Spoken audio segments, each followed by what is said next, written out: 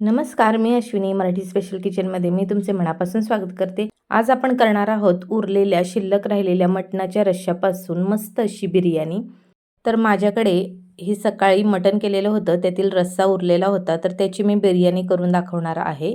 तर आपल्याकडे सकाळी किंवा रात्रीचं चिकन किंवा मटण केल्याच्या नंतर थोडासा रस्सा उरतो, तर त्याच्यानंतर काय करावे, तर अशी ही बिर्याणी जर केली तर खूप छान होते आणि रस्सा देखील संपला जातो आणि आपल्याला बिर्याणीची टेस्टसुद्धा घेता येते।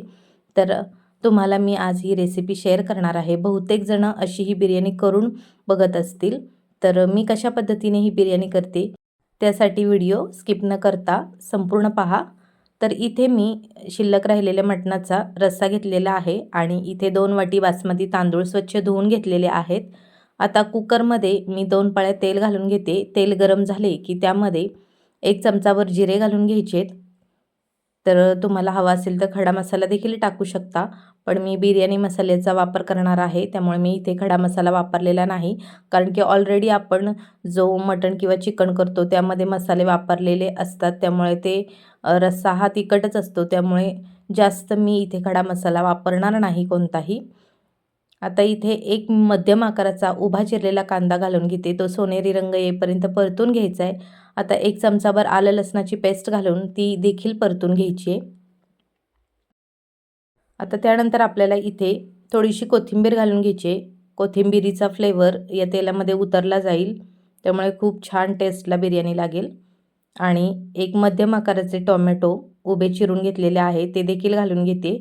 हे चांगले परतून घ्यायचे। आता यामध्ये 1 चमचाभर बिर्याणी मसाला घालून घ्यायचा आहे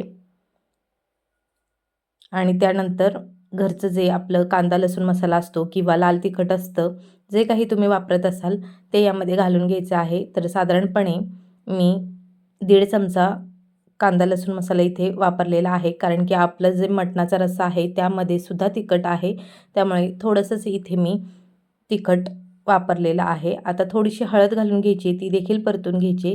आता स्वच्छ धुवून घेतलेले जे तांदूळ आहेत ते आपण यामध्ये घालून घेऊया आणि हे तांदूळ देखील आपल्याला या तेलामध्ये परतून घ्यायचे आहेत चांगले।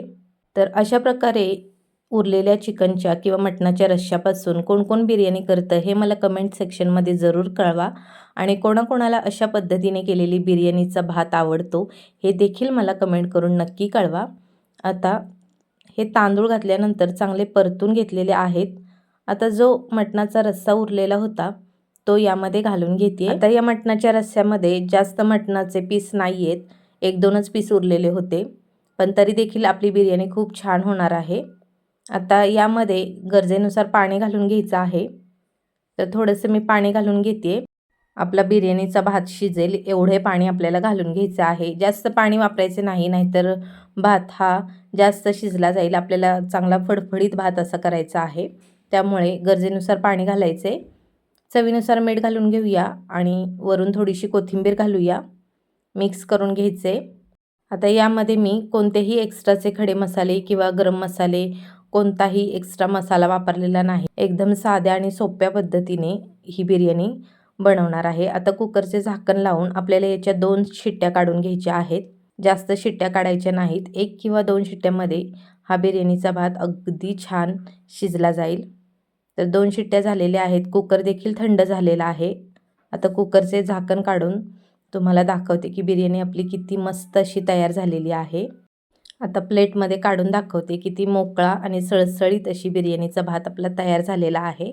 तर कोणाकोणाला अशा पद्धतीने बिर्याणी करायला येते हे मला नक्की कळवा आणि व्हिडिओ जर आवडला असेल तर व्हिडिओला एक लाईक करा, व्हिडिओ भरपूर शेअर करा।